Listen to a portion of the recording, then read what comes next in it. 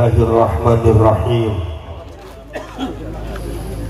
Nahmaduka Allahumma ya man manaha ahbabahu bil waridatil ilahiyah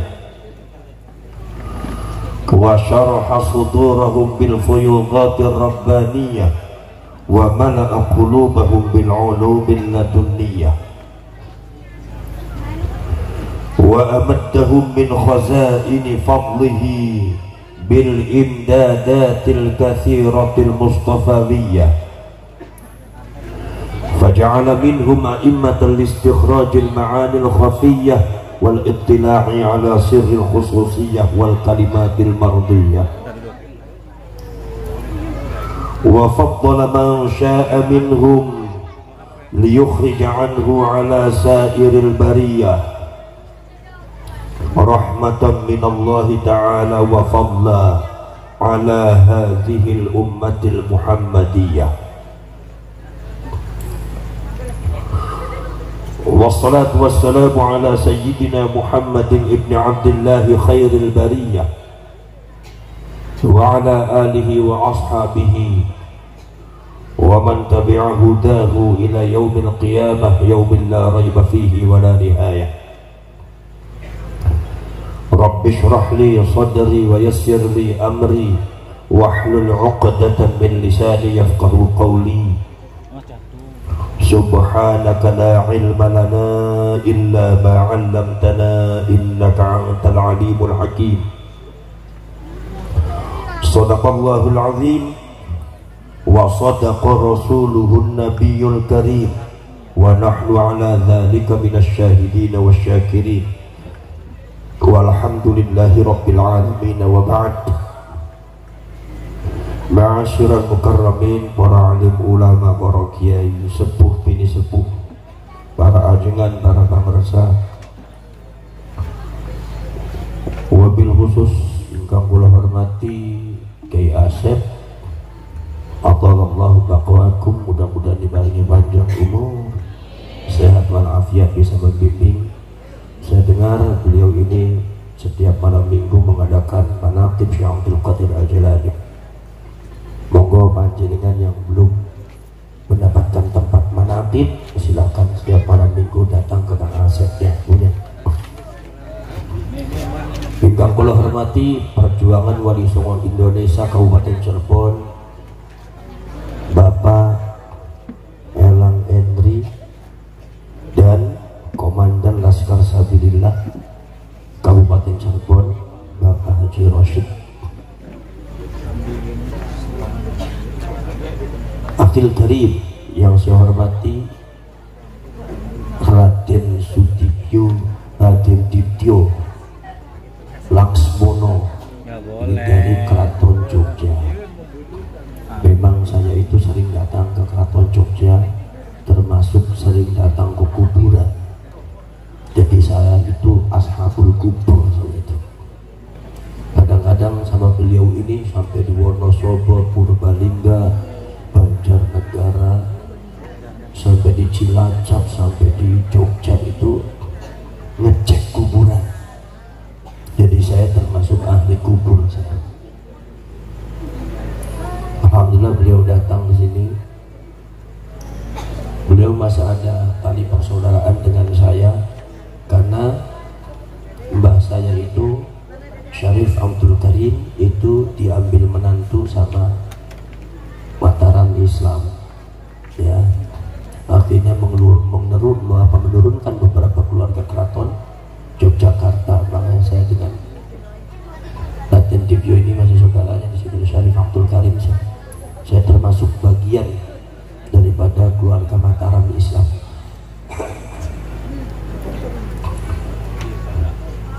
Para pejabat pemerintah, wabil khusus Pak Lurah, Pak Kuwu, muslimin, muslimat, mukminin, mukminat, hadirin, hadirat, nahdliyin, nahdliyat, angsarin, wal fatayat, wabil khusus masyarakat Gemulung Lebak. Saya ini kadang-kadang bingung, mana Gemulung Lebak, mana Gemulung Ronggo, mana Lebak Mekar.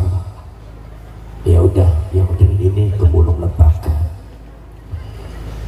Saudara-saudara sekalian, pada saat-saat ini kita semua sedang dihebohkan dengan satu fenomena yang sangat luar biasa. Fenomena masalah yang berkaitan dengan Ba'alwi atau yang biasa dikenal oleh masyarakat Gemulung Teh Habib, di mana menurut tiga konteks keilmuan, satu konteks ilmu nasab, di Indonesia punggawanya adalah Kiai Imaduddin Al-Bantani.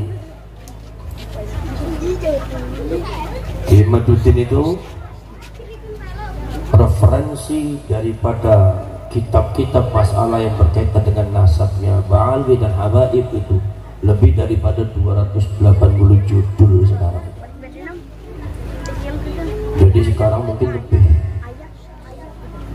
Sangat luar biasa. Saya juga diberi beberapa kitab-kitab dari beliau, dan saya juga mencari beberapa kitab-kitab tentang masalah yang berkaitan doktrin-doktrin, ajaran-ajaran Ba'alwi atau Habaib yang melenceng dari syariat Islam dan akidah Islam.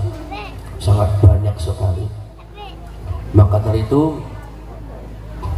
masyarakat Gemulung Lebak ini perlu dicerahkan supaya berhati-hati dalam masalah itu, karena ini kaitannya dengan agama. Nomor dua, dari segi konteks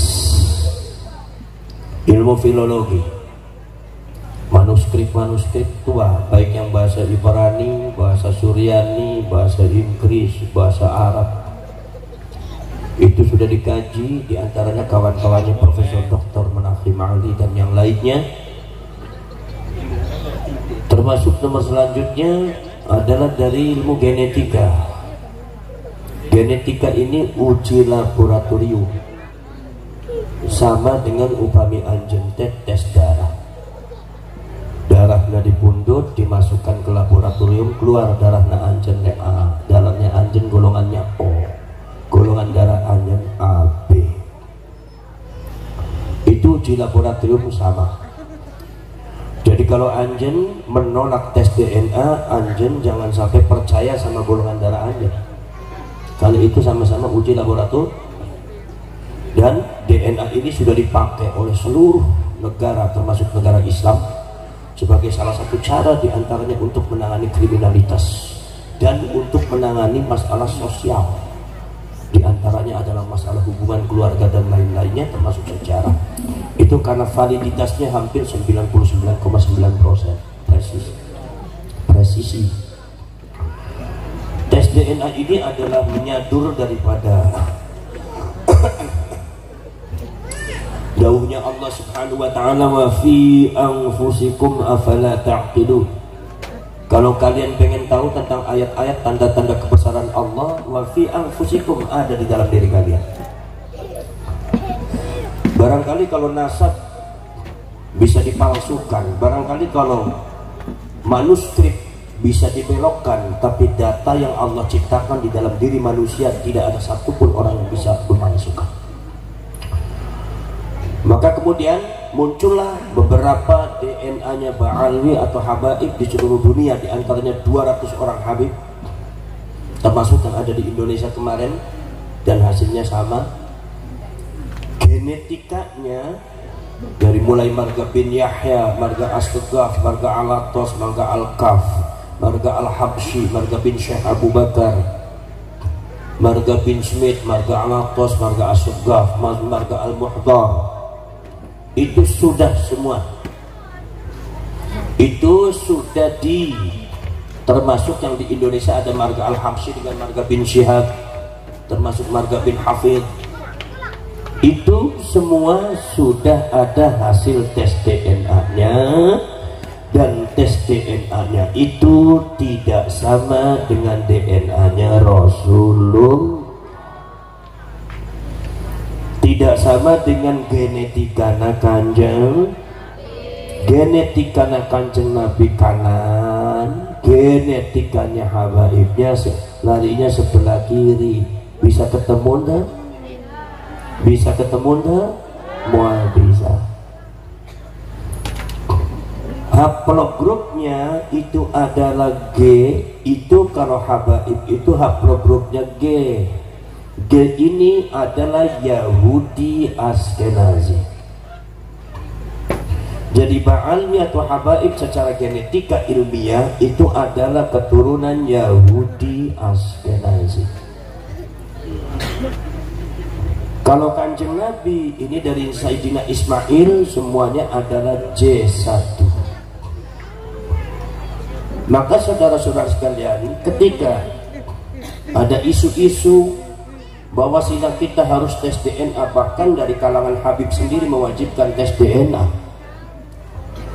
kita keluarga tes DNA, termasuk yang dari Benda Kerep tes DNA keluarga saya juga, bahkan dari Jawa Timur sudah tes DNA. Dari keluarga Wali Songo ternyata konfirmasi dari DNA dikirimkan, ternyata tidak cukup 2 hari, menunggunya sampai 25 hari. Begitu keluar data, ternyata keluarga Wali Songo itu ada 2. 1 ada genetikanya Sayyidina Hasan, nomor 2 ada genetikanya Sayyidina Husain. Jadi kalau dari Wali Songo secara keilmuan, baik ilmu nasab, ilmu filologi atau tes DNA, itu sudah fix bahwasannya keluarga besar Wali Songo itu dzurriyyatur Rasul, anak cucunya Rasul. Walau kanat irumuhum blesekan wa kulituhum busemat. Walaupun hidungnya ngeblesek, kulitnya busem, ternyata mereka itu adalah dzurriyyatur Rasul. Itu secara ilmu. Maka saudara-saudara sekalian, ini ilmu. Maka pada waktu abad ke-13 Masehi di Hijaz. Hijaz itu mana? Hijaz itu sekarang Saudi Arabia, Mekah dan Madinah. Ada namanya Asy-Syarif Aunur Rafiq, bangsanya Al-Hasani dari Sayyidina Hasan. Beliau jadi raja Hijaz. Itu mengeluarkan satu larangan kepada keluarga Alu Ba'alwi, keluarga Ba'alwi atau yang dikenal oleh panjenengan Habib, itu dilarang memakai menyandang sayyid atau syarif. Sebab kalau sayyid, kalau syarif itu memang julukan untuk cucunya Rasul. Maka Habaib dan Ba'alwi di Mekah waktu itu dilarang memakai sayyid dan syarif, karena Syarif Aunur Rafiq tahu mengatakan bahwasanya keluarga Ba'alwi atau yang dikenal oleh sampean Habib itu adalah bukan laisu min dzurriyyatir Rasul, bukan dari keturunannya Rasul. Kalau ada di antara mereka mengaku-ngaku menjadi sayyid dan syarif, maka ditangkap oleh Syarif Aunur Rafiq, masukkan penjara, dipecut sampai 100 kali. Jadi sebetulnya kalau Ba'alwi atau Habaib itu bukan cucunya Rasul, itu sudah diketahui sejak abad ke-13 sudah. Sudah diketahui sejak abad ke-9 sudah. Pencangkokan nasab dimulai sejak abad ke-9, yaitu Habib Ali As-Sakran dinisbatkan kepada Rasulullah Sallallahu Alaihi Wasallam dengan tujuan-tujuan yang tidak benar. Saudara-saudara sekalian, ini ilmu. Jadi kalau seumpama saya dengan Ki Imad membahas masalah data, masalah nasab daripada Ba'alwi ke Kanjeng Nabi, pembatalan nasab Ba'alwi ke Kanjeng Nabi, ini bukan berarti saya benci ke Habib, bukan. Saya dengan Habib nggak ada masalah. Saya dengan Habib nggak ada masalah, dengan Ba'alwi nggak ada masalah. Kalau Ba'alwinya benar, kalau Ba'alwinya nggak benar harus dilawan oleh kita. Jadi bukan karena benci, bukan. Karena apa? Ingin memberitahu masyarakat Gemulung Lebak tentang masalah ilmu yang sebenarnya seperti ini, supaya kalian jangan keseliru, supaya kalian jangan keliru menilai orang. Kalian berkhidmat kepada orang yang dipikirkan oleh kalian mereka adalah cucunya Rasulullah, ternyata secara keilmuan batal. Ini jangan sampai terjadi seperti ini. Betul lah betul? Betul lah betul? Faham tuh? Ngertos tuh? Ya, faham tuh faham, ngertos tuh ngertos. Lu penting unggut-unggutan beres. Saudara-saudara sekalian, ada lagi yang mengatakan, Gus, kenapa sampai bahas masalah nasabnya Habib Pak Ali kok di Muludan? Kalau Muludan jangan sampai bahas nasabnya Habib, Gus. Lah saya tanya, kenapa nggak boleh dibahas nasabnya Habib? Kan Habib mengaku cucunya Rasulullah. Maulidan kan kelahirannya Rasulullah, kenapa nggak mau dibahas?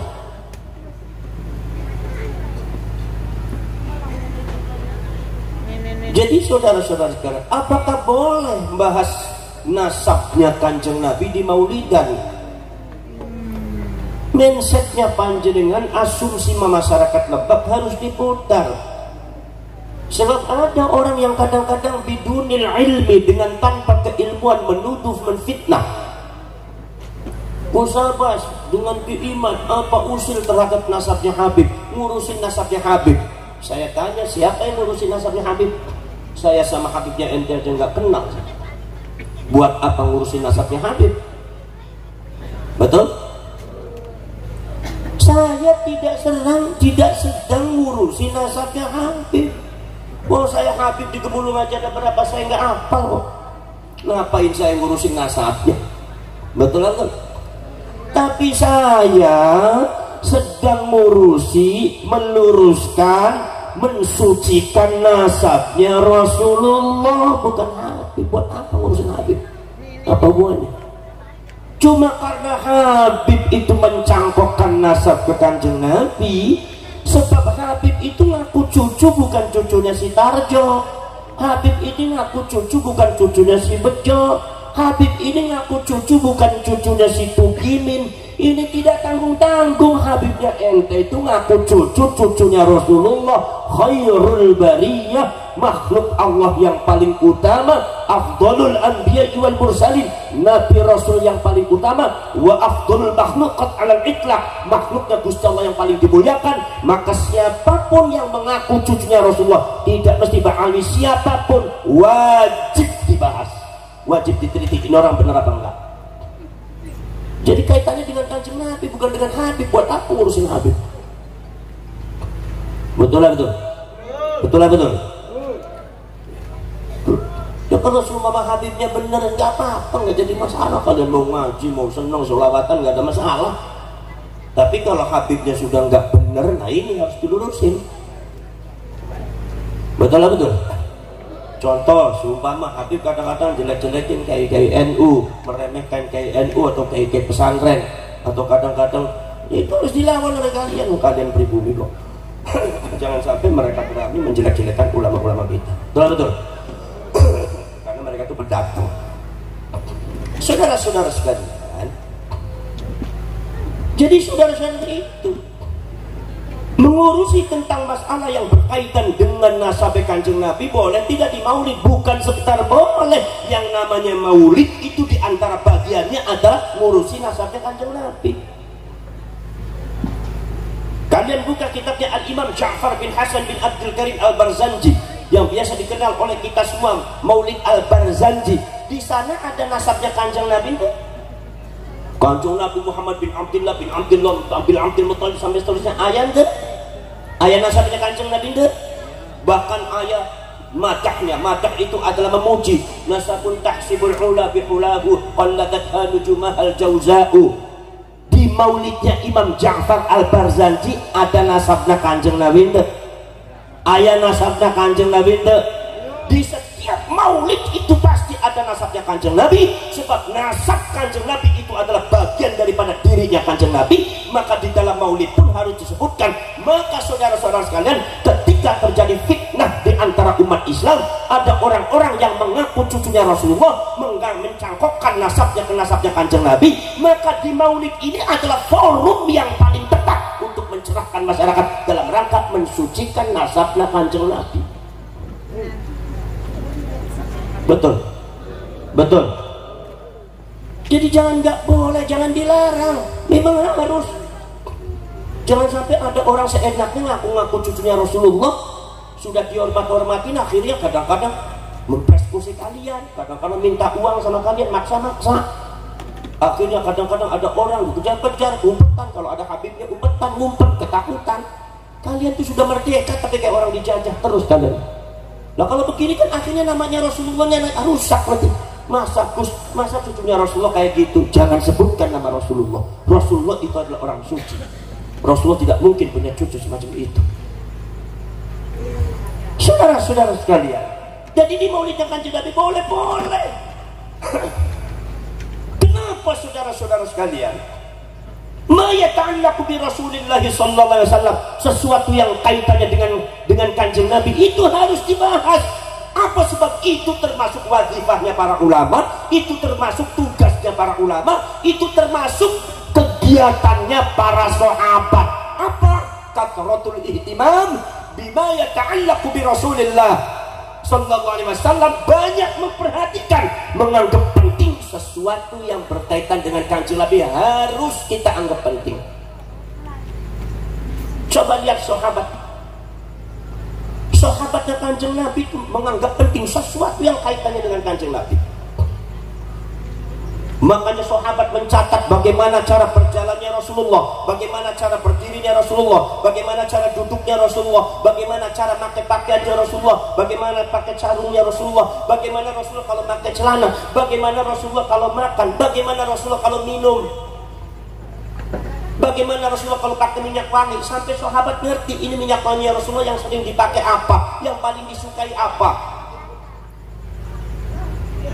Sahabatnya Rasulullah sampai mencatat bagaimana Rasulullah itu berkawan dengan tetangganya, berkawan dengan istrinya, sampai bagaimana caranya Rasulullah menggauli istrinya, bagaimana cara junubnya, bagaimana cara sholatnya, bagaimana cara wudhunya, bagaimana cara tayamumnya.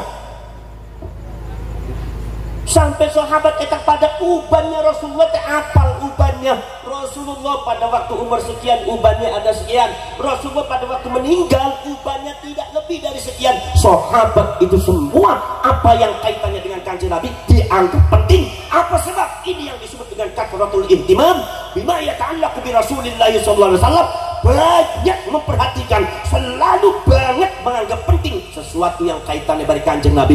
Itu uban, itu cara berjalan, itu cara makan, itu cara minum, apalagi nasabnya Rasul, penting untuk dibahas. Kalau suruh Habib pengen gak diusilin nasabnya, jangan nyangkok ke Kanjeng Nabi. Kalau nyangkok Kanjeng Nabi milik umat Islam seluruh dunia, ya pasti akan diverifikasi. Itu resiko. Mungkin apa? Sesuatu yang kaitannya dengan Mbak Abbas buntet pesantren, penting apa enggak? Penting deh. Sesuatu yang kaitannya dengan Syarif Hidayatullah, penting deh. Sesuatu yang kaitannya dengan Mbak Abdul Jamil Basoleh Bendakara, penting deh. Sesuatu yang kaitannya dengan Pangeran Diponegoro, penting deh. Sesuatu yang kaitannya dengan Pak Harto sekalipun, penting deh. Apalagi sesuatu itu kaitannya dengan ganja. Jangan bilang dianggap penting. Kadang-kadang yang bicara begini, kadang-kadang kiai lagi ngakunya kiai NU lagi. Jadi kiai ku cemen amat, penakut amat.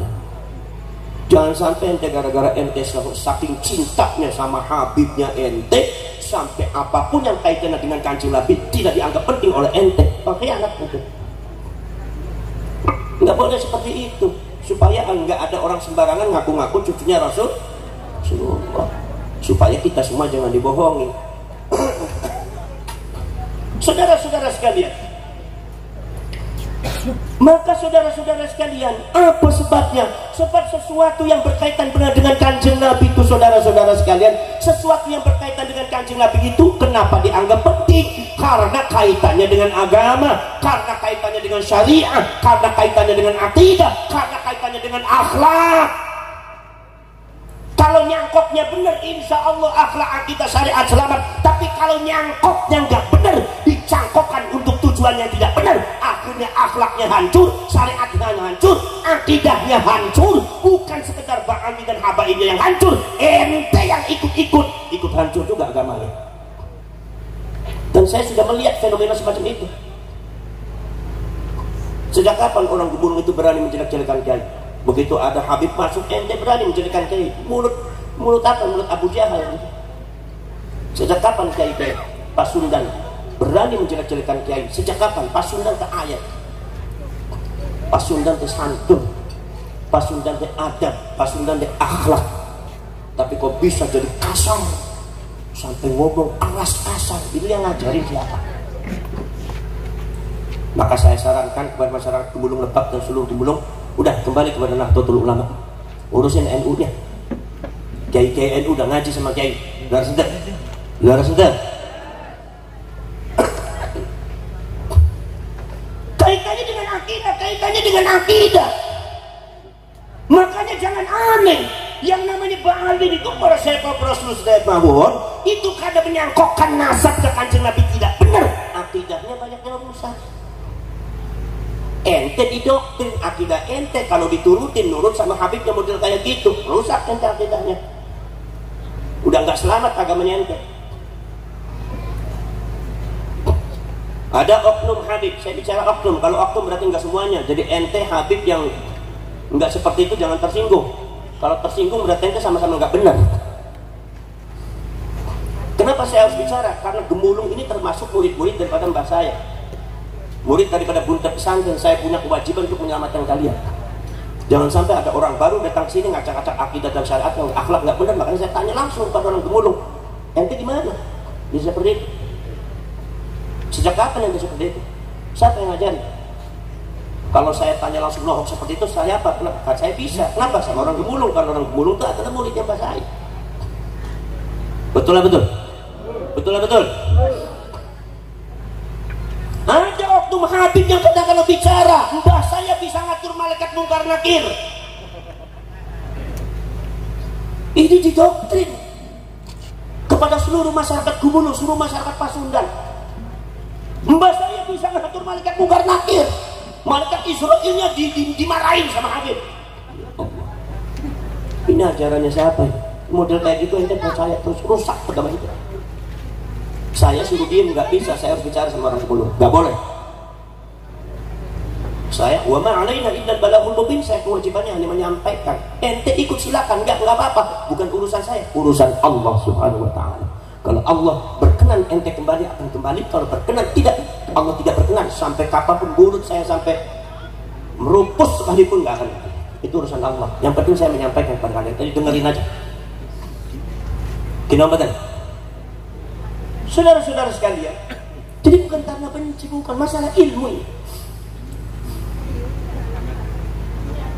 Kalau seumpama ada satu paham bahwasanya manusia bisa ngatur malaikat, ini paham akidah ini benar apa sesat? Jawab yang tegas, Mulung, benar apa sesat? Sesat apa benar? Buka kitab Bukhari. Sesuatu kalau bergerak harus bil ilmi, dengan ilmu, jangan dengan nafsu. Buka kitab Bukhari. Kanjeng Nabi Muhammad SAW ketika itu bicara, kata Kanjeng Nabi, nanti di akhirat malaikat Malik akan datang kepada saya. Akan datang kepada saya, iya. Kemudian malaikat Malik mengatakan, ya Rasulullah, umat sampean panjenengan masih ada di neraka jahanam satu orang. Rasulullah kaget, rasa disambar bledek.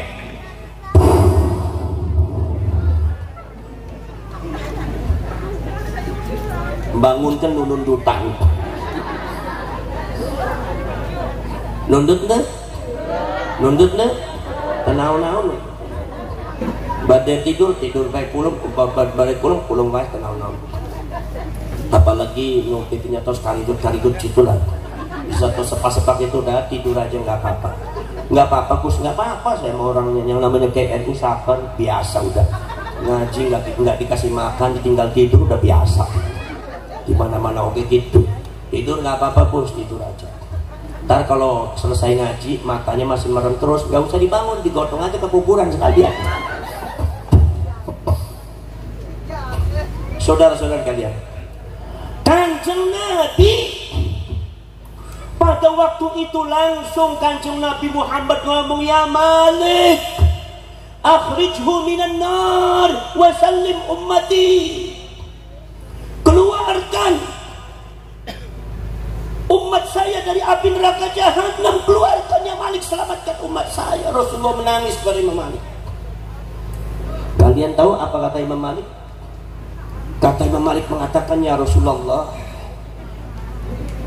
nahnu minal wa ana minal malak, saya itu termasuk malaikat, yaf'aluna ma yu'marun, melakukan sesuatu kalau diperintahkan oleh Allah.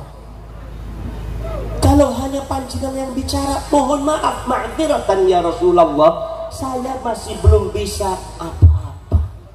Maka panjenengan minta kepada Allah. Akhirnya Rasulullah langsung sujud di depan Allah. Rasulullah menangis di depan Allah, meminta supaya umatnya diselamatkan. Rasulullah sangat mencintai kalian semua, sampai satu pun orangnya, umat yang ada tersisa di neraka pun tidak boleh. Itu Rasulullah. Segitu sayangnya Rasulullah sama umatnya. Kadang-kadang umatnya yang ada di Gumulung Lebak, subhanallah, suruh patungan mulu dan baik angel bisa, medit kalijuk bisa. Ya Allah, keterlaluan medit kucirit. Anak kiai pun tetap di bayi mangan berdibayi apa. Saudara-saudara sekalian, akhirnya begitu sujud di payunan Allah, kemudian baru Allah subhanahu wa ta'ala berfirman, ya Malik akhrijhu minan nar wa sallim ummatah, keluarkan dia dari api neraka dan selamatkan umatnya Nabi Muhammad SAW. Akhirnya diselamatkan umatnya. Malaikat Malik baru bergerak setelah diperintahkan oleh Allah. Ketika yang merintah Rasulullah, malaikat Malik belum bisa bergerak. Ini menunjukkan sehebat apapun kanjeng Nabi itu khairul bariyah, makhluk Allah yang paling utama, afdalul anbiya wal mursalin, nabi rasul yang paling utama, makhluk Allah yang termulia, itu tidak bisa ngatur malaikat. Jadi kalau seumpama ada oknum Habib mendoktrin kalian, mbak saya bisa ngatur malaikat, bukan nakirnya diusir, Israilnya diusir. Ini berarti mendoktrin, ngajari masyarakat Gumulung Lebak. Di bawah alam sadar kalian ada sosok yang lebih mulia daripada Nabi Muhammad SAW. Ada sosok yang lebih hebat ketimbang kanjeng Nabi Muhammad SAW. Siapa? Habib lebih hebat daripada kanjeng Nabi. Kanjeng Nabi tidak bisa ngatur malaikat, iya Habib bisa ngatur malaikat. Dan ini harus saya katakan sesat, nggak benar. Betul? Sesat enggak? Sesat enggak? Dan ini sudah merebak kemana-mana. Ya kalau pengen dihormati saja, tapi yang nggak boleh buat khurafat semacam itu. Betul. Saudara-saudara sekalian, sampai ada oknum Habib mengatakan, kalau seumpama ada Habib tidak sholat, kalau Habib tidak mau puasa Ramadan, kalau ada Habib senangnya mabok, kalau ada Habib senangnya zina, udah nggak usah diapa-apain. Cek orang buntet mah susah diararui, biarkan saja. Mereka itu bakal disucikan oleh mbahnya, melalui syafaatnya mbahnya akan masuk surga tanpa hisab. Ini ada orang manusia nggak mau sholat, nggak mau puasa Ramadan, senangnya mabok, senangnya zina, bisa masuk surga tanpa hisab. Tanya sama Habibnya ente, ini agamanya siapa? Jelas ini bukan agama Islam. Betul. Mulai kapan ada orang nggak mau sholat, nggak mau puasa bisa masuk surga? Ini doktrin kepada kalian semua, sehingga seolah-olah Habib itu baik sholat nggak sholat harus dihormati oleh kalian. Ini adalah Syiah Ismailiyah, Syiah Imamiyah, termasuk kelompok Yahudi Askenazi yang membelokkan agama kalian kepada hal yang tidak benar. Saya harus mengatakan kepada kalian supaya kalian dapat petunjuk dari Allah Subhanahu wa ta'ala. Bahwasanya nggak benar. Kalian kalau mau masuk surga jangan tinggalin sholat. Kalau kalian masuk surga, kalau pengen masuk surga jangan tinggalin puasa Ramadan. Kalau kalian pengen masuk surga jangan mabuk, jangan berzina. Itu yang benar, itu ajarannya Rasulullah. Itu ajarannya Allah Subhanahu. Ini tidak terasa kalian didoktrin bahwasanya Habib walaupun mabuk lebih mulia daripada Kiai Gumulung. Habib walaupun mabuk, walaupun suka berzina, walaupun suka mencuri, lebih hebat, lebih mulia daripada kiai-kiai yang ada di Indonesia. Ajarannya siapa nih? Ajarannya Abu Jahal ini. ngerti? Melek itu anjingnya, melek itu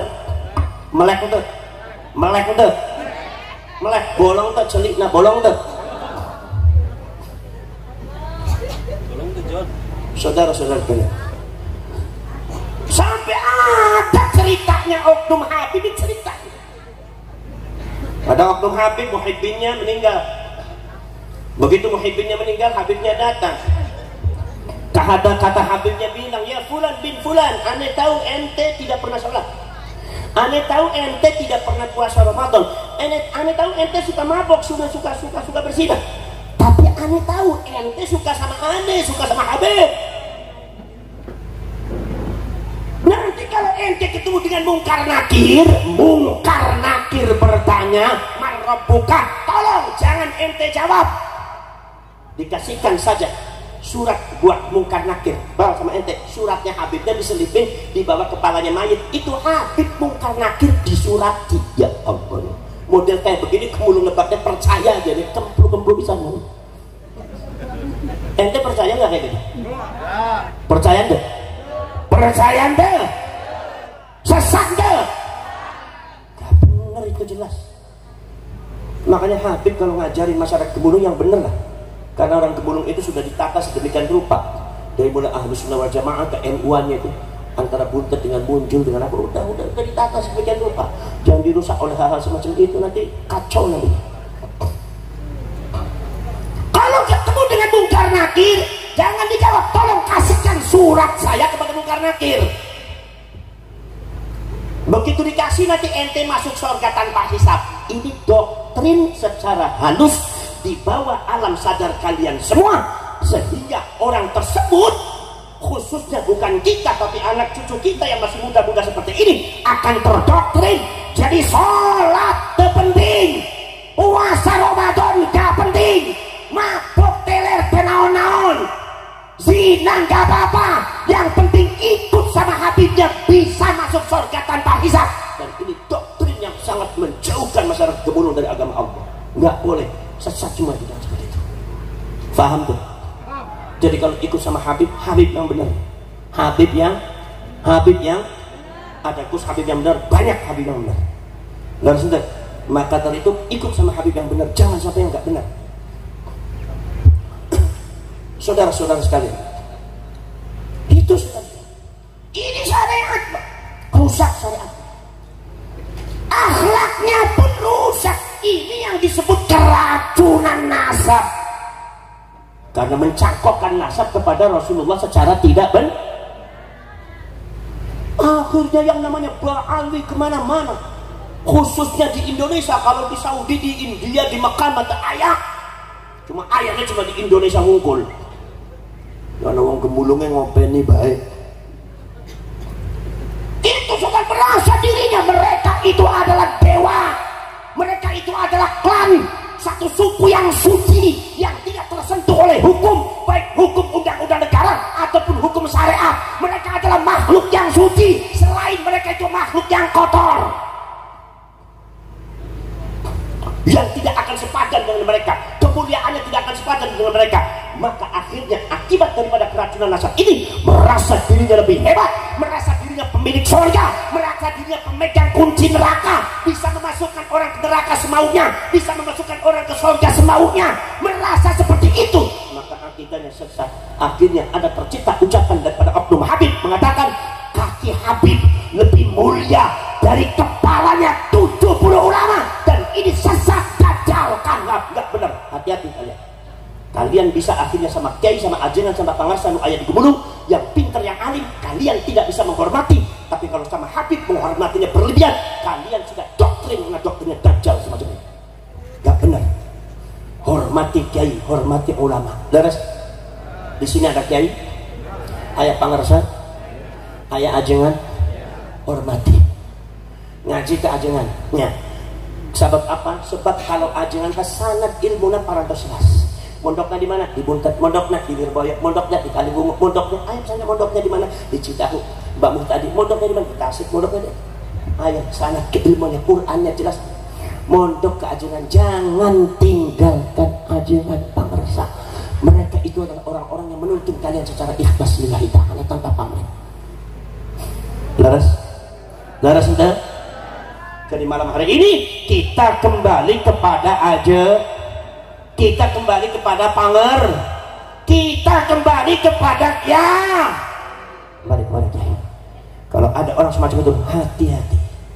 Karena memang biasanya seperti itu. Maka kalau seumpama ada ba'ali atau habib yang benar sekalipun, kita tetap harus hati-hati. Yang namanya hati-hati harus. Subhanallah. Ini saudara-saudara sekalian, akhirnya apa? Munculkan perasaan tidak mau menghormati orang lain.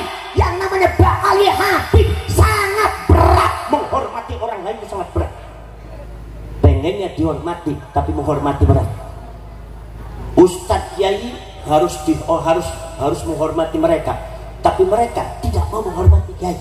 Mereka sangat sulit menghormati Kiai. Betul. Subhanallah. Ini banyak saudara sekalian. Kenapa? Karena itu muncul dari pencangkokan nasab ke Kanjeng, akidah rusak, syariat rusak, akhlaknya rusak. Akhirnya saudara-saudara sekalian, mereka kalau menyebut nama klan mereka, kiai-kiai mereka, pembesar-pembesar mereka dengan penyebutan keagungan dan kehormatan yang sangat luar biasa, Al-Habib, As-Sayyid, As-Syarif, Al-Alim, Ad-Da'i ilallah, Wali Kutub. Kalau nyebut mereka, tapi kalau nyebut kiai-kiai NU khususnya, dipanggil cuma namanya doang. Said Agil, Ma'ruf Amin. Bahkan kadang-kadang ada yang kurang ajar, ngundangnya pakai si Said, si Yakut, si Mustafa, Gus Dur, si Durrahman, Ki Ma'ruf Amin, si Ma'ruf Amin. Ini akhlaknya ba'ali hancur. Kenapa? Keracunan nasab. Karena mencakokkan nasab kepada Kanjeng Nabi secara tidak benar, maka akhlaknya Rasulullah pun tidak sampai kepada hati-hati mereka. Tidak akan mereka bisa menuntun kalian ke surga. Betul. Makanya kalau sumpah ada ba'ali sudah nyebut nama kiai cuma si saja, si Ma'ruf, si ini, termasuk si Imam, kasih peringatan kepada kalian. Ente kalau nyebut kiai saya atau kiai Indonesia cuma sinya satu kali tak maafkan, dua kali tak kaplok sama saya, biar mereka bisa menghargai kalian. Betul.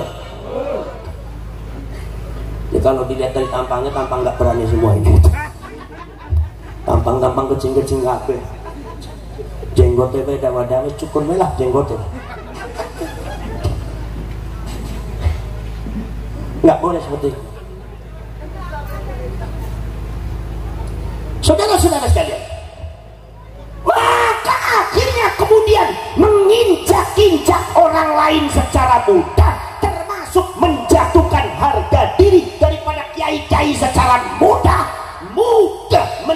mencaci maki orang, mudah membenci orang, mudah merendahkan orang, mudah menfitnah para ulama, para kiai. Karena bagi mereka itu halal, karena ada doktrin dari Ba'ali, ada videonya itu kita ciptakan, kita buat fitnah yang diterima oleh akal. Masya Allah, ini jelas ini nggak benar.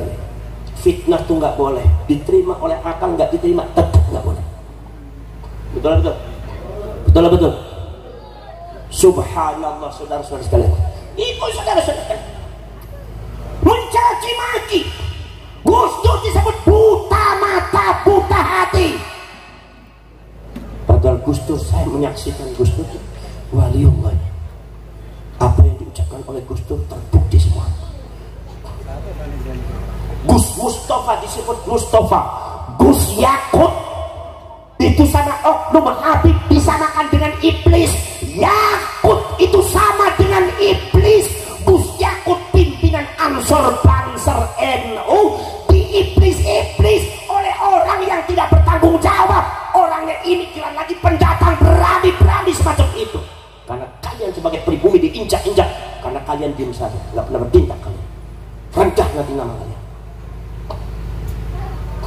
Sekarang kalau sumpah mau dilecehkan siapa, jangan mau kan sama siapapun, bukan Pak Anggia, sama siapapun. Kita ini bangsa merdeka dan bangsa mulia. Betul. Saudara-saudara sekalian, Kiai Ma'ruf Amin pada waktu dulu diberikan tugas oleh para ulama, para kiai NU untuk memblokir radikalisme yang ada di Indonesia. Dan sebagian radikalis itu adalah beberapa oknum ba'ali yang radikal, menjelek-jelekkan negara, semua jelek semua. Pemerintah dijelek-jelekan, maunya masyarakat itu jauh dari pemerintah, suruh membenci pemerintahnya. Persis kejadiannya persis seperti ada di Libya, persis juga seperti yang ada di Irak, persis juga seperti yang ada di Yaman sendiri. Kalau kalian itu menuruti orang-orang semacam itu, kalian akan terfitnah seperti Yaman, hancur.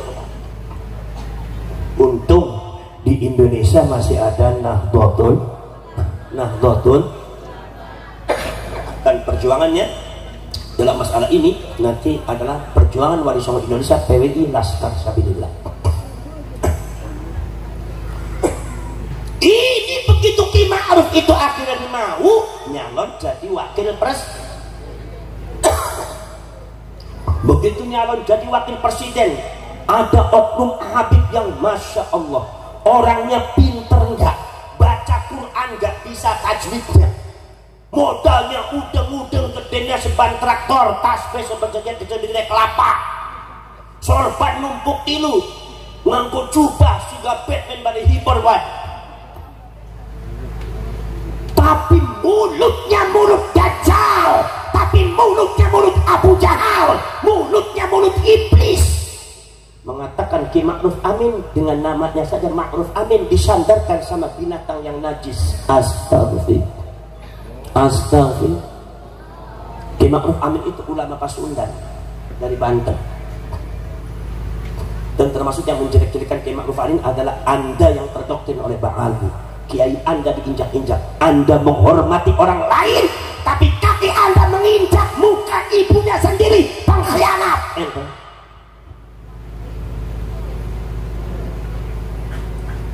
Mau menghormati Ba'ali, tapi Kiai jadi injak-injak ente dia. Itu sama dengan ente menghormati orang lain, nyucuk salaman sama orang, tapi kakinya ente nginjak mukanya ibu sendiri. Itu bukan orang baik, manusia terkutuk. Nggak boleh seperti itu. Kalian harus kembali kepada ajengan, kembali kepada pangarsa, kembali kepada kiai, berakhlak yang santun, jangan terprovokasi oleh siapapun. Laras saja. Apa dia bilang di depan jamaah dan muhibbinya, bilang Ma'ruf Amin babi apa babi? Jamaahnya jawab babi. Ini Habib dengan jamaahnya kira-kira di akhirat mau jadi apa ya? Babi, jadi babi. Ma'ruf Amin babi apa babi? Jawabnya babi. Babi apa babi? Babi. Diulangi, Ma'ruf Amin babi apa babi? Babi. Nyebut Ki Ma'ruf Amin seorang ulama Pasundan yang sangat alim, ilmunya nyaris belum ada yang bisa nandingi dalam masalah fikih dan usul fikih. Khususnya semua orang mengakui kealiman ilmunya Ki Ma'ruf Amin karena keturunan dari Mbah Nawawi Banten, dari Sultan Hasanuddin, sama dengan keturunan Jabir Syarif Hidayatullah. Ini dibabi-babi oleh oknum Habib yang tidak benar. Saudara-saudara sekalian, ini Habib dengan pengikutnya itu yang membabi-babi Ki Ma'ruf Amin. Ini makhluk terkutuk dunia akhirat. Ulama kayak dibabi-babi. Model kayak begitu ente bela sampai neraka. Model kayak gitu dibela, jangan mawar, dilurusin, nggak bener, nggak mungkin saya membiarkan masyarakat Temulung didoktrin seperti itu. Kan nanti kayak Buntet dibabi-babi lagi, pengen gunung semuanya meledak nanti. Kalau harus ada gempa bumi nanti mangganya turun semua ke Buntet, nanti tak kumpulin sama saya. Paham deh. Astagfirullah. Akhlaknya rusak, saudara. Kenapa akhlaknya rusak? Karena mereka mengaku makhluk yang suci, mengaku cucunya Rasulullah, nyangkok secara tidak benar. Makanya ada pembahasan tentang masalah nasab ini bukan sekedar menyelamatkan masyarakat Temulung Lebak, tapi juga menyelamatkan akidah syariat dan akhlaknya Habib itu sendiri, supaya mereka kembali kepada Allah. Karena mereka itu genetikanya Yahudi. Kalau agak sulit, namanya orang Yahudi susah, ngejel terus, ditepengin, asalnya benar, nggak pernah salah. Orang Yahudi itu nggak pernah salah. Ente kalau ketemu sama Habib disalah-salah nggak bakal mau, nggak salah. Ngakunya benar aja. Makanya makanya susah cara nasihatinya. Mudah-mudahan ya, mudah-mudahan ya sadar dan kembali kepada Allah. Nggak usah ngaku-ngaku cucunya Rasulullah, sebab orang ingin masuk surga nggak mesti harus jadi cucunya Rasulullah. Jadilah orang bertakwa. Betul lah, betul, betul lah, betul. Mbah Hasyim Asy'ari. Siapa Mbah Hasyim Asy'ari? Pendiri Nahdlatul. Disebutkan Hasyim Asy'ari itu bukan orang pinter, nggak alim, artinya bodoh. Ini yang ngomong Habibnya nggak bisa ngaji ini. Makanya kalau ada Habib nantang-nantang jelek-jelekin kayak ulama itu, panggil sama ente, uji Qur'annya, tajwidnya mana, mat ada berapa itu? Ithar itu apa? Itu bagaimana? Ikhfa bagaimana? Ayo Ibnu Aqil, Ibnu Malik, buka.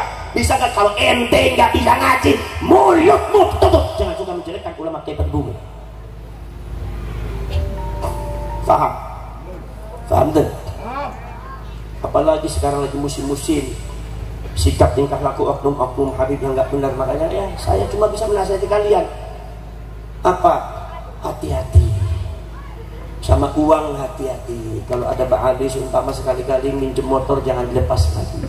Minjem mobil kalau seumpama minta uang ya jangan dikasihkan sepengennya. Betul betul. Kemudian hati-hati juga kalau punya anak yang cantik, ya, termasuk juga punya istri yang cantik, harus hati-hati ya. Kenapa? Sebab ya karena kisah perjalanannya seperti itu ya, saya terpaksa harus bicara seperti itu supaya kalian kesananya perjalanannya tidak ada apa-apa. Betul betul.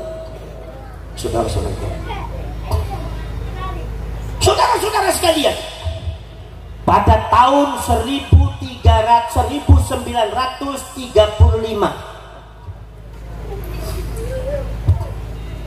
di pelabuhan Haifa Palestina, menyandar berpuluh-puluh kapal besar perahu. Begitu tersandar ternyata apa? Mereka adalah orang Yahudi, Yahudinya Yahudi Askenazi yang diusir dari Eropa, yang mau dibunuh oleh orang-orang Jerman. Begitu datang ke Haifa, mereka semua orang Yahudi membentangkan spanduk. Apa spanduknya? Tulisannya, wahai masyarakat Palestina, kami di Eropa diusir, di Jerman mau dibunuh. Jangan putuskan harapan kami untuk bisa hidup berdampingan dengan kalian di Palestina. Orang Yahudi Askenazi meminta hidup berdampingan di Palestina karena di Eropa udah diusir, nggak ada yang terima. Bagaimana sikapnya orang Palestina? Ketika itu orang Palestina menerima, merangkulnya. Kenapa? Karena mereka mengaku dirinya Yahudi. Sedangkan di Palestina sebelum mereka datang sudah ada komunitas Yahudi. Sebab yang namanya Palestina, Masjidil Aqsa itu adalah kota suci bagi tiga agama besar. Satu agama Islam, agama Kristen, Nasrani, dan agama Yahudi. Ratusan tahun tidak ada masalah, toleransinya bagus. Maka karena Yahudi Askenazi ini adalah mengakunya Yahudi, keturunannya Nabi Ibrahim, maka diterima baik-baik oleh orang Palestina. Padahal sesungguhnya Yahudi Askenazi itu bukan Yahudi, tapi asalnya dari Kaukasia, Eropa Timur. Maka Ba'alwi itu genetika secara ilmiah sudah dites, ditelusuri, ternyata mbahnya bukan dari Arab, tetapi Eropa Timur, Yahudi Askenazi. Makanya kalian jangan aneh kalau sekarang ada tiga aktivis.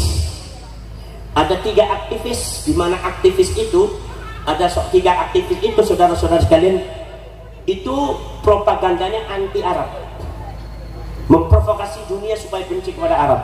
Dan di antara propagandanya adalah mengatakan bahwa Palestina itu adalah milik aulia kami, milik mbah-mbah kami bangsa Yahudi, milik orang Israel, bukan milik orang Arab. Kalau kalian tahu tiga aktivis ini, satu adalah Yosef, bangsanya Al-Haddad. Bangsanya apa? Al-Had. Yosef bangsanya Al-Had. Ada lagi dua kawannya, satu marganya Asegaf, nomor dua marganya Bin Smith. Yang jadi masalah apa? Ini Al-Haddad di Palestina apa di Israel mengaku dirinya Yahudi, mengakui bahwa dia adalah, mereka adalah orang Yahudi, mengadakan gerakan anti Arab, mengatakan bahwa Palestina itu adalah daerah atau tanah milik Israel, milik Yahudi. Tapi kenapa datang di Indonesia mengaku cucunya Rasulullah? Bangsa Al-Haddad. Ini tidak ada kaitannya dengan Habib Abdullah bin Alwi Al-Haddad.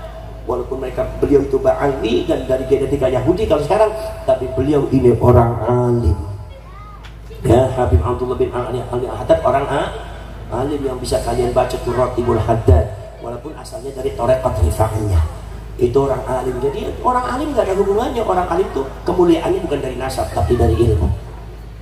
Lalu sudah. Ada nggak Pak Ali yang pintar? Ada. Di antaranya siapa? Habib Quraisy. Habib Quraisy itu yang punya tafsir Al-Misbah itu. Waduh, itu orang alim. Insyaallah min jumlatil auliya. Mudah-mudahan kita mendapat barokah ilmunya beliau. Jadi orang alim nggak ada kaitannya. Ini orang-orang yang nggak benar aja. Saya akui ya Habib Quraisy orang alim. Walaupun genetikanya mungkin genetika Yahudi karena bin Syihab sudah dites ternyata genetika Yahudi, nggak ada masalah. Genetika nggak ada masalah. Agama kita itu tidak pernah membeda-bedakan genetika. Makanya kata Rasulullah apa? La fadla li'arabin 'ala 'ajamin illa bittaqwa. Tidak ada keistimewaan orang Arab di atas orang Ajam, orang Arab di atas Yahudi, Yahudi di atas Arab, Arab di atas Jawa, Jawa di atas Arab, Jawa di atas Sunda, Sunda di atas Jawa, Sunda di atas Arab, Arab di atas Sunda, Sunda di atas Yahudi, Yahudi di atas Sunda. Tak aya eta konsep agama illa bittaqwa, kecuali dengan takwa. Konsep kemuliaan bukan genetika, tetapi takwa. Makanya kalau saya bicara Habib itu genetikanya Yahudi, bukan berarti menghina. Ini saya bicara ilmu, datanya ring seperti itu. Bahwa Habib itu bukan orang Arab. Arab dia dari perempuan. Mereka itu aslinya Eropa Timur. Eropa Timur itu Uni Soviet. Saudara-saudara kalian, begitu datang diterima oleh orang-orang Palestina itu yang dari Haifa itu, turunlah semua, akhirnya dikasih tanah, dikasih makan, hidup bersama dengan orang Palestina. Lambat laun keluar sifat asli Hazarinya, sifat asli Askenazinya. Apa? Ingin merampas punya orang, pengen memiliki Palestina. Itu orang Yahudi. Yang dilakukan apa? Yang mereka lakukan pertama adalah membuat makam palsu. Makanya sebelum Indonesia kisah anak cucu kita seperti Palestina di masa yang akan datang, maka mari kita bergerak orang Temulung. Kalau ada makam palsu, bongkar. Kalau makam itu ternyata tidak benar, makamnya buyut ini dihabibkan, maka dicopot, ganti kepada yang kebenaran. Kita bicara kebenaran, jangan sampai terulang seperti Palestina. Kisahnya seperti itu, dampaknya anak cucunya jadi korban sekarang. Kita bisa saksikan, kita tidak bisa berbuat apa-apa. Betul? Buat makam palsu di sekitar Masjidil Aqsa, lebih daripada 300 makam palsu. Di seluruh antero Palestina lebih dari 300.000 makam palsu. Ada yang kadang-kadang makam tua yang diyahudikan, ada yang kadang-kadang buat makam palsu, ayat isinya kosong, tapi diklaim bahwa ini adalah makamnya mbah kami, hidupnya abad sekian, tahun sekian. Setelah makam palsu dibuat, mereka kemudian mengadakan celebration. Ngerti celebration? Kalau sekarang haul, selamatan, rame-rame di sekitar makam palsu itu. Begitu rame orang Palestina sudah ikut-ikutan, mereka mulai mengklaim daerah, bahwa daerah ini adalah milik daripada mbah saya. Tanpa mbah saya, daerah ini mual ayah. Satu dicaplok, satu lagi caplok, seluruh Palestina dicaplok. Ini. Dan hal semacam itu sudah kita temukan dilakukan oleh oknum Ba'ali Habib di Indonesia, membuat makam palsu. Satu, kadang-kadang makam ayah isinya, nomor kaping 2, kadang-kadang makamnya orang lain ditumpuk dihabibkan. Pemalsuan makam adalah upaya penyerobotan secara sistematis. Di tahun yang akan datang, anak cucu anjir kisahnya tragis bakal seperti Palestina. Makanya kita harus bergerak. Siap sudah? Siap deh. Di sini ada makam tua, dijaga makamnya, jangan sampai kemudian ada kabar dihabibkan. Ini makamnya bukan Habib, ini dihabibkan, Habib ini bin ini bin ini. Ini sudah berarti udah masuk, Pak. Saudara-saudara kalian. Akhirnya saudara-saudara sekalian diklaim ini Bang Ali sudah mulai seperti itu. Habib sudah mulai seperti itu. Kalau tidak ada Habib, Indonesia tidak akan kenal agama. Sudah ada seperti itu. Kalau tidak ada Habib, Gemulung Tonggo mual kenal ke Kanjeng Nabi, mual kenal ke Islam, mual kenal ke Gusti Allah. Upami ayah oknum Habib nyarios ia karena pembohong besar. Jangan dipercaya, salah. Tidak sesuai dengan fakta buka sejarah. Profesor Dr. Agus Sunyoto, salah seorang pakar sejarah yang punya Atlas Wali Songo, dan karyanya dijadikan karya sejarah yang terbaik ketika tahun 2004 apa 2014. Saudara-saudara mengatakan Bang Ali datang tahun 1832. Bang Ali datang tahun 1832. Abad ke-19, Indonesia sebentar lagi merdeka. Sementara Indonesia masuk Islam konsep pertama abad ke-11, dibantah bukan abad ke-11, ternyata Islam sudah masuk abad ke-9. Bahkan konon katanya ada yang mengatakan teori bahwa Islam masuk di Indonesia mulai abad ke-3. Kenapa? Karena Mbah Jambu Karang, seorang muslim waliullah yang ada di Bobot Sari Purbalingga, beliau adalah buyutnya Mbah Yai Syekh Abdul Halim. Syekh Abdul Halim dikenalnya adalah Mbah Wali Perkasa, hidup zamannya Sunan Kalijogo abad ke-15 abad ke-16. Lah Mbah Wali Perkasa ini adalah cucu ke-12-nya Mbah Jambu Karang. Jadi diperkirakan Islam di Indonesia Mbah Jambu Karang tos ayat di Indonesia abad ke-3 tos ayat. Abad ke-9 ulama bergerak dari Sabang sampai Merauke. Ada yang dari Hijaz, ada yang dari Uzbekistan, ada yang dari Irak, ada yang dari Maghrib, atau ada yang dari Mesir, ada yang dari India. Semua bergerak. Pada waktu itu orang Yaman belum datang, orang Hadramaut belum datang, Habib belum ada. Habib datang abad ke-18, abad ke-19, tahun 1832, abad ke-19. Abad ke-9, lebih daripada 1000 tahun itu sudah ada Islam di Indonesia. Abad ke-13, Indonesia sudah mulai menyusun kekuatan politik Islam, yaitu adalah membuat kesultanan seantero Nusantara dari Sabang sampai Merauke. Abad ke-15 ke-16 sudah muncul kekuatan Islam, walaupun ada imperialisme Belanda. Maka saudara-saudara sekalian, itu kalau seumpama ada oknum Habib mengatakan bahwasanya kalau tanpa Habib Indonesia tidak kenal Islam, buka sejarah. Ente datang abad ke-19.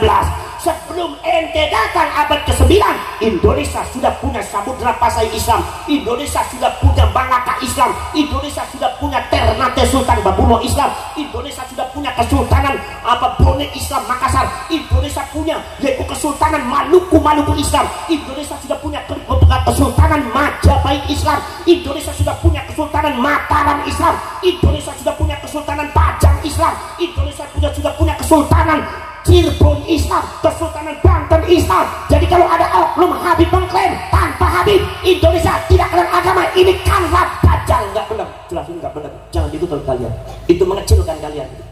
Seolah-olah kalau itu tergantung sama Habib. Dari mana? Ente yang tergantung, mintain uang terus. Melek enggak? Bahkan peradaban kita lebih hebat daripada peradaban Habib yang ada di Hadramaut.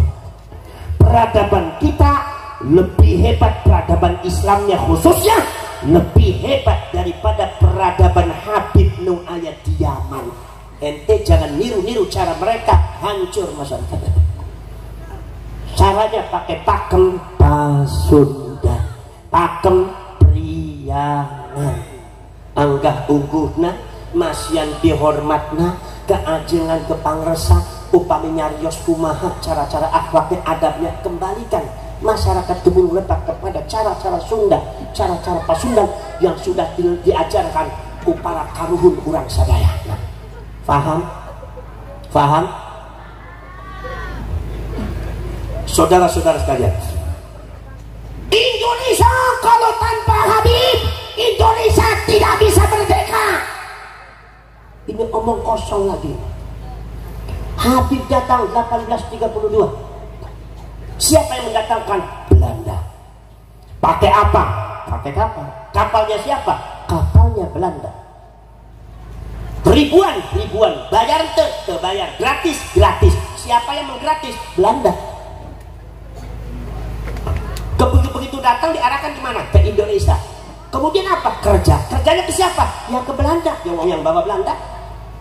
Dikasih apa? Dikasih tanah. Tanahnya dari mana? Dari Belanda. Tanahnya siapa? Tanahnya leluhur Anjen yang diserobot oleh Belanda. kerja ke Belanda. Dikasih uang gaji, dikasih gaji. Siapa yang menggaji? Ya Belanda. Jadi saudara-saudara kalian, makanya kapiten-kapiten dan pegawai-pegawai Belanda banyak dari kalangan Ba'alwi Habib. Karena mereka didatangkan oleh Belanda. Jadi kalau ada mengatakan Habib datang untuk dakwah Islamiyah, tidak sesuai dengan fakta sejarah. Jangan dibohongi terus ente. Saudara-saudara sekalian, begitu saudara-saudara yang datang ke Belanda, nah, ketika dikasih sama Belanda, dikasihkan sama Belanda, digratis sama Belanda, dikasih tanah, dikasih gaji sama Belanda, kemudian ada karuhun Anjen Sedaya. Nah, leluhur orang tua Anjen Sedaya, nah, pengen merdeka dari Belanda. Kira-kira Habib bela karuhin ente apa bela Belanda? Bela Belanda apa bela leluhur kita? Pasti bela Belanda. Jadi enggak benar omongan seperti itu. Makanya yang menjadi pengkhianat kemerdekaan kebanyakan dari Ba'alwi. Kenapa? Karena hatinya masih condong ke Belanda. Orang tua kita lagi bergerak melawan Belanda. Ulama-ulama, khususnya ulama Torekot Tasawufan, itu langsung mengadakan pergerakan untuk melawan Belanda, melawan penjajah. Maka Belanda mendatangkan seorang Habib namanya Habib Utsman bin Yahya untuk dijadikan mufti Belanda untuk Betawi. Begitu dicek, begitu diteliti, ternyata pergerakan daripada kemerdekaan Indonesia para leluhur orang sadayana adalah ulama-ulama Torekot, ulama-ulama tasawuf. Maka mufti Belanda untuk Batavia, Habib Utsman bin Yahya, langsung mengeluarkan fatwa bahwa tasawuf dan Torekot yang ada di Indonesia sesat, tidak benar. Yang gemda sesat JJNT. Maksudnya apa? Untuk supaya ketika mereka berjuang jangan ada yang ikut. Ini salah satu kekejaman daripada Utsman bin Yahya. Faham? Makanya saudara-saudara sekalian, nah setelah itu saudara-saudara sekalian, maka ini kejadian ada pemalsuan makam, pengklaiman sejarah apa ini adalah merupakan satu kejadian pada waktu tahun 1935, 36, 37 yang ada di Palestina. Kira-kira 100 tahun yang lalu, ya lebih daripada 70 tahun yang lalu ini terjadi di Palestina, sehingga Palestina sekarang anak cucunya diusir dan ada di tanah airnya. Mereka menguasai Palestina, mereka membunuh orang-orang Palestina, anak-anak kecil yang tidak berdosa. Masya Allah, ini adalah buah daripada keteledoran kakek-kakek buyut mereka terhadap orang Yahudi Askenazi. Dan kita harus waspada. Kenapa harus waspada? Karena saya mendapatkan catatan secara ilmiah bahwasanya Zionis itu adalah genetikanya Yahudi Askenazi dan Ba'alwi juga Yahudi Askenazi. Dan caranya juga sama, memalsukan makamnya sama, mengklaim sejarahnya sama, mengklaim ini milik Habib, ini milik Habib tanpa Habib. Maka kalian tidak ada apa-apanya. Mereka ini suruh menghormati Habib, tapi mereka tidak mau menghormati orang lain. Cara-caranya persis yang diajarkan di dalam kitab Talmud dan sama. Walaupun Ba'alwi sudah masuk Islam, tetapi cara-caranya hampir sama. Maka tadi kalau kita tidak berhati-hati, salah masyarakat Kebun. Bukan untuk sekarang, 50 tahun yang akan datang, anak cucu Anda bagaimana? Jangan sampai seperti Palestina. Bismillahirrahmanirrahim. Alhamdulillahirabbil alamin. Hamdan syakirin, hamdan na'imin, hamdan yuwafi ni'amahu wa yukafi mazidah. Rabbana walakal hamdu kama yanbaghi li jalali wajhikal karim wa 'azimi sultanik. اللهم صل وسلم وبارك على سيدنا محمد الفاتح لما أغلق والخاتم لما سبق ناصر الحق بالحق والهادي إلى صراطك المستقيم وعلى آله حق قدره ومقداره العظيم. اللهم افتح قلوبنا فتوح العارفين والصالحين. اللهم اغفر لنا ووالدينا وارحمهما كما ربيانا صغارا. اللهم أرنا الحق حقا وارزقنا اتباعه وأرنا الباطل باطلا وارزقنا اجتنابه. اللهم إنا نسألك رضاك والجنة ونعوذ بك من سخطك والنار. ربنا آتنا في الدنيا حسنة وفي الآخرة حسنة وقنا عذاب النار. صلى الله على سيدنا محمد النبي الأمي وعلى آله وصحبه وبارك وسلم. سبحان ربك رب العزة عما يصفون سلام على المرسلين والحمد لله رب العالمين. الفاتحة.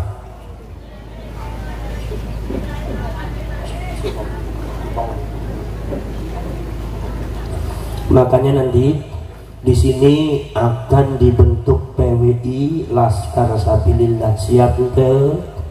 Siap ente? Sok kiai. Nah, nanti diangkat dari derajat na kiai ajengan di dianya upami aya acara numasan bidoakna kiai ajengan pangrasa sesepuh di dianya insyaallah langkung alim laras ende. Jadi ini PWI Laskar Sapi. Kemudian kalau ada makam yang kayaknya palsu dipelajari ini benar apa enggak nih. Kalau enggak benar segera dikembalikan pada yang benar. Laras ende. Jadi orang Kebulung harus tahu Habib itu bukan Sayyid, bukan Syarif. Cucunya Rasulullah tidak disebut Habib, disebutnya Sayyid dengan Syarif. Kalau dari Sayyidina Hasan Sayyid, dari Sayyidina Husain Syarif. Ada yang mengatakan dari Sayyidina Hasan Syarif, dari Sayyidina Husain Sayyid. Ada yang mengatakan dua-duanya sama, Sayyid Syarif. Tapi yang jelas cucunya Rasulullah itu disebutnya Sayyid atau Syarif, bukan Habib. Kalau Habib itu penyebutan Ba'ali dari Hadramaut Yaman. Yang dimana nasabnya batal, tidak nyambung ke Kanjeng. Jadi karena dengan ilmu semacam ini, maka saya minta kepada masyarakat Kebulung jangan lagi punya keyakinan kalau Habib cucunya Rasulullah, maka itu dosa besar kalian karena menyangkokkan nasab ke Kanjeng Nabi secara tidak benar. Rasulullah, hadza wa ufawwidu amri ilallah wallahu basirun bil ibad wallahu al muwaffiq ila aqwamit thariq. Wassalamu alaikum warahmatullahi wabarakatuh.